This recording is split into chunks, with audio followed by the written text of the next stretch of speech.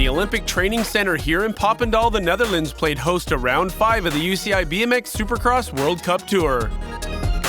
I think it's great to have a World Cup here in Papendal. It's 20 minutes from my home. The weather's meant to be really good for the next 2 days too. I heard that almost all tickets are sold out, so it's going to be a great event. This marks the 8th year in a row that the Tour has visited the popular sports center here in Arnhem and is regarded as one of the biggest tracks on the circuit. The crowd is amazing here. All the people, all the kids look forward to watch the pros and stuff like this, so it's always amazing to be able to ride in Europe and in front of my home country in Paris, but also in Europe here in Netherlands. I've had a couple of good races here back home. This is where I won my first World Cup ever. When you have the crowd behind you, it definitely helps. I think it definitely gives you a bit of an adrenaline boost, maybe some extra confidence while you're on the gate. Dutch, local and current world champion Laura Smulders tops the women's rankings with 300 points. First-year elite Sayasa Kakabera of Australia is second with 245.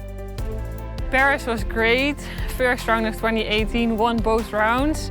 I felt really confident and I know I was at the right track for this season, so it was really good winning those 2 rounds. And only 5 points separate Belgium's Elke van Hoof in third and Russia's Natalia Aframova in fourth. I crashed in practice on Friday, so I wasn't feeling so good on a bike the first day racing. But then every lap it went better and better. And on Sunday I got podium third, so it was pretty good for me. Joris Daudet of France and Dutchman Nick Kieman are tied with equal points at 265, but Daudet wins the tiebreaker on better heat performances. Romain Mathieu of France is just 5 points behind with 260, while fellow countryman Sylvain André sits back in fourth with 175. The first round in Paris went very good for me. I got third place the first day and then I won the second day, so that put me tight on the lead with Nick. The people were amazing, I was feeling good and the results were there, so it was a very good weekend for me. With teammate Jelle van Gorkum out after a crash in January, Nick Kieman is determined to represent the home country and take the win. I've won it before, so it would be amazing to be able to do it again in front of the home crowd. And you know, with everything that happened at the beginning of the year with Jelly's crash, to be able to win here would really be special to me. It's going to be difficult because you know the Dutch rider will be fast here, but I'm feeling good, I'm feeling confident. The track is good, the weather is perfect here, so I think it's going to be a good weekend and I'm looking forward to it.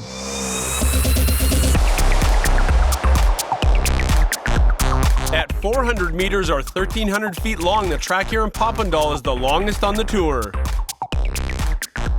And with only an 8-meter high start hill, the track is not open to amateurs and has been fully dialed for the pro athletes. This track is challenging, and when you add 7 other riders, rain, side winds, it gets like scary. But yeah, it's great and it makes for good races, I guess. Coming down the start hill, the riders start off with a triple jump, then a double and another huge triple as they enter into the asphalt turn. The first straight is really fast. 3 jumps, they're not too hard but pretty big. Well, it's a high speed there. On the second straight, the women go left while the men go right. They jump over the women's second berm and into a concrete turn. The second straight isn't too hard to jump, but it's really hard to get it fast. A huge step up then leads them into the third straight that features a technical rhythm section. The track is fast, wide open, one of the best tracks I think on the circuit, so good races. Then it's around the third and last asphalt berm and down the challenging last straight to the finish line. The weather's good, that's something we don't have in control here. But it's looking good for the weekend, so I'm definitely excited to race. First up comes round 1. The size of the round is dependent on the size of the total field. While the top 4 qualify through, the rest of the pack have to battle it out on the last chance round where only the top 2 make it through. It wasn't a great day out for Jimmy Thurkelson of Denmark when he crashed out on the second straight, putting an end to his day. In Heat 4, the women's first-round world champion Elise Willoughby took a commanding lead, jumping the huge triple on the first straight and then keeping her lead to the line.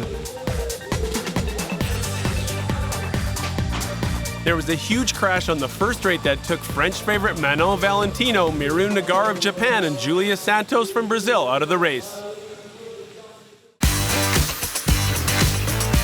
After the last chance comes the single elimination round, starting with the men's 16th. In Heat 9, Tori Navrestad dominated the heat, followed by Argentina's Frederico Valages. Olympic bronze medalist Carlos Ramirez of Colombia crashed out at the line but still managed to qualify through. In Heat 5, Manon Valentino was back in form and desperate for a good finish as she trailed Elise Willoughby and local rider Judy Bao around the track. Bao took the inside line on the third berm to cross the line ahead of Willoughby.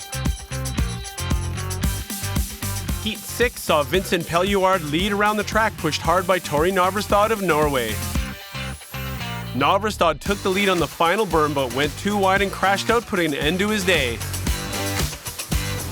Canadian Tori Nyhog crossed the line in first.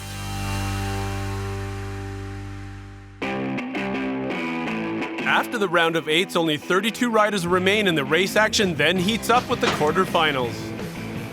In the first of the women's quarterfinals, Laura Smulders got a great gate, followed by Simone Christensen, but Yaroslava Bondarenko jumped a triple to tuck in behind Smulders on the second straight. After that, it was follow the leader with Smulders in first, Bondarenko in second, and Christensen and Priscilla Stavo taking the last qualifying positions. I think I had the fastest time again, so feeling good, excited for the semi. In the second women's quarter, Elise Willoughby took a huge lead, followed by Suvarova and Valentino. Valentino then lost her rhythm on the second straight, leaving the door open for Sayasa Kakabera from Australia to move into third position. Canada's Drew McKeelson stayed close to the leaders and qualified through in fourth. There's a little bit of wind, but I think it's helping us down the first straight, and I've been able to jump the triple into the corner, which has helped me around the track. In the third quarter, Mariana Pahon stormed out of lane 3 to take the lead, but decided not to jump the triple into turn 1. Former Olympian Sarah Walker of New Zealand made her way into third position on the second turn as the pack headed into the rhythm section. Latvia's Vanetta Pedersen hung on to second behind Pone, with Brazil's Julia Santos in the last qualifying position.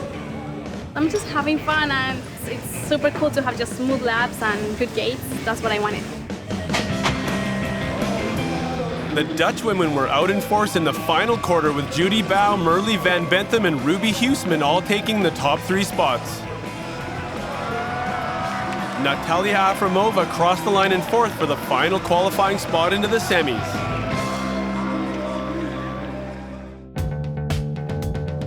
After the women's quarters, it was time for the men to make their way up to the 8-meter-high start hill for the start of their quarterfinals. Nick Keeman took the hole shot from the outside lane to snag the lead into the first corner, with Dave Vanderberg tucked in behind. France's Vincent Pelluard clung to third, but Matthias Richard of France came unclipped on the rhythm section, leaving the door open for Carlos Ramirez, who overtook both French riders on the third straight. I just like lane 8, like when you come around, basically you cut off everyone else, so they lose a bit of speed, and you can take a better first turn and get out of the first turn with more speed. In Heat 2, Joris Daudet and Connor Fields pulled hard from the inside lanes, but Fields went way too wide, leaving the door open for Simon Marquardt and Jared Garcia to squeeze through. Kaisa Kakabera moved into fourth on the rhythm section, but Fields showed his experience, then pushed ahead on the final straight to secure the fourth. Everybody is very, very fast today, so we try to be as fast as possible every lap to stay inside and try to do the best lap every time. It was a tight one in the third quarter, with Aussie Anthony Dean taking the early lead into the first turn ahead of Frenchman Sylvain André. Evgeny Komarov and Ezekiel Torres emerged ahead of the pack on the third straight to battle Dean and André in the final turn. I haven't been on the circuit for a year, so it's just trying to find my groove and each round's getting better and just see how we go. In the fourth quarter, world champion Corbin Chara was staged in lane 1 next to Jeremy Rencarel in lane 2. Mathieu and Rencarel pulled ahead of Graf on the first corner while Chara clung to life in the fourth position. Colombia's Carlos Oquendo went on the inside on the third berm to take the fourth position behind Mathieu, Rencarel, and Graf. I want to be consistent. I just want to be one time in the main, then quarter. I just want to be every time in the main as much as I can. After the men's quarterfinals, it was time for the women to take stage with the semifinals. Number 29, Huisman. She's going to be a crowd favorite. Anybody in orange is. Number 88, the Australian Saya Sakakibara. She's definitely making a name for herself. And lane number 1, Laura Smulders, working on a perfect season. Some of the riders on that gate may want to contest that.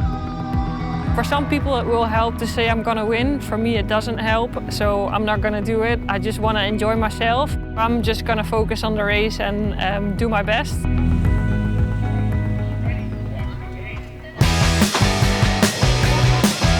Smulders, Suvarova, and Sakakibara all got off to a good start with Merle Van Bentham jumping the triple into the first turn.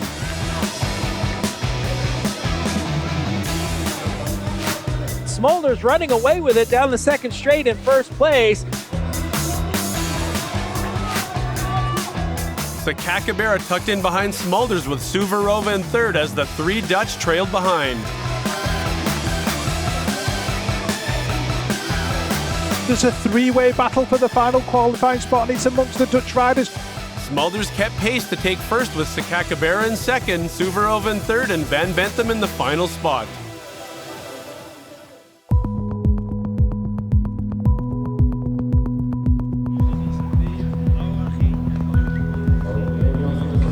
On the 100, the double Olympic champion, the queen of BMX, Mariana Pajon. On the one plate, the world champion wearing the rainbow stripes, Elise Willoughby. It was just good to get the feet wet again and yeah, just get amongst the competition. And on the inside, gate number 1 on the 89 plate out of Russia, Yaroslava Bondarenko. That's how the ladies line up for this second semi-final.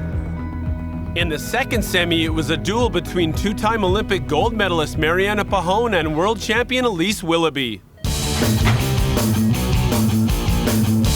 Coming out of the middle lanes from the gate, they pulled ahead with Russians Afremova and Bondarenko hot on their heels. And Pajon and Willoughby are right next to each other, so it's going to be a battle royale as they head down the straight.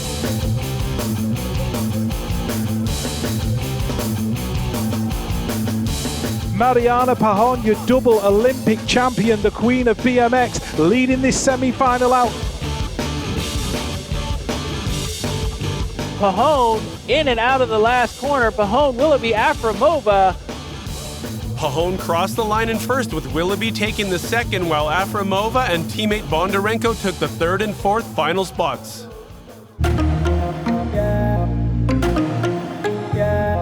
Next up, it was on to the men's semi-finals. World champion Nick Kieman took his favored lane 8, sitting on the outside of the track looking in. Your 2015 world champion. He's getting the crowd up and pumped. So many people you know are watching. You know, the Dutch people want to see us do well, so it's an advantage, but it also brings a bit more pressure. On the 100, took a second place both days in Paris, Roman Mayu. If I can get a podium, I will. Just try to be in the main every time and every races. Your reigning World Cup champion, Sylvain Andre. The guys are lined up.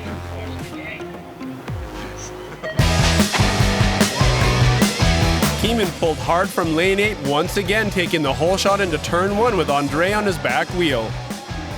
Romain Mathieu stayed close to the action and raced Andre into the second straight. Roman Mayu's in there in 3, that looks like Komarov going through in 4, Torres is in there in 5, Marquardt's in there in 6, but Nick Kieman giving the crowd what they want.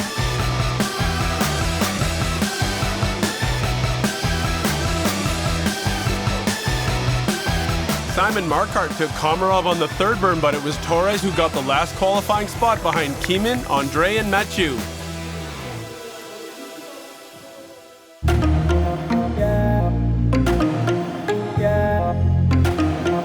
We still have one more semi-final to go. As we're back on the gate, lane 8, Carlos Oquendo. Next to him is Connor Fields, just getting through that quarterfinal. Anthony Dean, number 44 from Australia. The hardest thing is just getting back into it. Been a hard few rounds, but slowly starting to feel good and back to myself. And Joris Daudet, he is the current World Cup standings leader.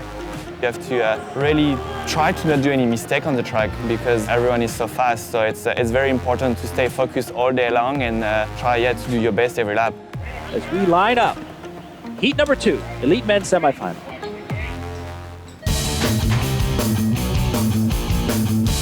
Joris Daudet got the best gate in Semi 2, followed by Australia's Anthony Dean. Connor Fields got pushed up wide on the second turn by Dave Vanderberg, forcing him to the back of the line. Vanderberg then lost his own pace, leaving space for Carlos Ramirez and Jeremy Rancurl, who then crashed out on the third straight. Daudet taking it, he's looking. Oh, somebody's got it completely wrong and blown up down that third straight.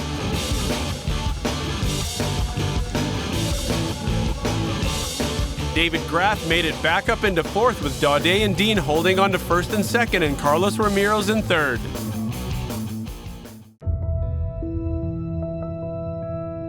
As the sun started setting towards the back of the track, all eyes were on the elite women's main event. The best women of the day. Lane 8, Yaroslava Bondarenko from Russia. Saya Sakakibara, she'll be next to the Russian. Next to her, but probably one of the toughest competitors you'll ever meet, Mariana Pahon. The day been really amazing for me. I'm really happy that I'm racing again. I'm feeling better. Mariana is coming. Elise Willoughby, your current world champion. She's from the USA. Coming out of lane 1, your Dutch national elite women's champion, Laura Smulders. Well, of course I hear it when I'm on the gate and they announce your name and the crowd goes crazy. I definitely hear that, and I just try to use it as positive energy, and I just really enjoy that they're enjoying their time here. These women are ready to roll as we get ready for the elite women final. Waiting for the call.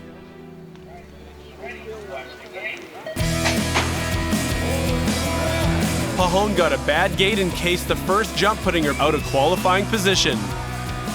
Elise Willoughby got a good start, but couldn't match the local knowledge of Laura Smulders, who took a strong lead. Sakakibara finds herself in fourth, but Afromova in a strong third place right now as Smulders is running away with it with Willoughby in tow. Bondarenko had the rhythm section dialed and overtook her teammate Natalia Afromova. Pahon made up some places going on the inside of the final berm, but couldn't catch the leaders. Laura Smulders took her 5th win in Papendal, leaving second and third to a photo finish. Willoughby managed to squeak through with a close second, while Bondarenko was third. For a World Cup, this is the most exciting race for me. I really want to do good in front of the Dutch crowd. Going on to the last straight and hearing them and then crossing the finish line first is the best feeling. Elise had a little bit a better gate than I had. They had a good first straight, a little bit like a drag race. She obviously has this track dialed top to bottom, and it's going to be hard to beat. You're going to have to run a perfect lap. I cased that triple pretty hard into turn 1 today. So it was a close race until the first turn, and then from there I had more speed and kept it good around the track. Well, only on the last straight I hear the crowd going around the last turn, and then going on to the last straight you definitely hear them, yeah. Crossing the finish line first in front of the Dutch crowd is really cool. I crashed in practice today, didn't get off on the right note, so just to come back from that and stay in the right headspace, hopefully kick tomorrow off on a little bit lighter note.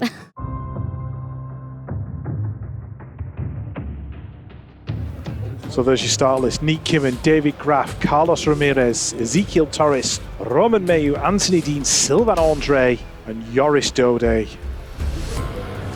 In gate number 8, Can he bring the storm? The 2015 world champion from the Netherlands, Niek Kimmen. I can only control what I'm doing, so I'm just gonna focus on myself, try to do the best I can. Try not to think too much about the people who are watching. It's just a bike race like I've been doing my whole life.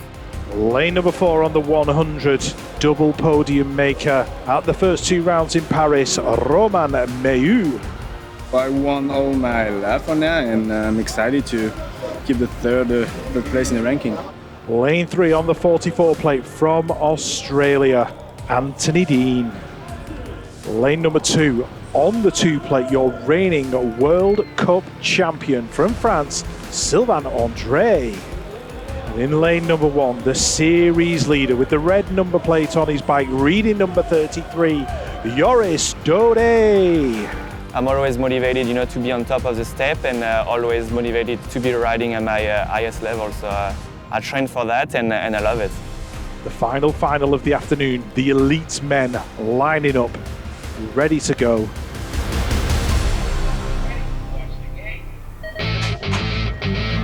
The pressure seemed too much for Torres and Ramirez, who crashed out on the first straight. Rider's gone down, but look at Niek Kimmen from gate number 8. Is history about to repeat itself? Kimmen quickly raced into the lead, putting some good distance between himself and the French riders. Niek Kimmen just having a scorcher of a day. Dode trying to make up some ground on him.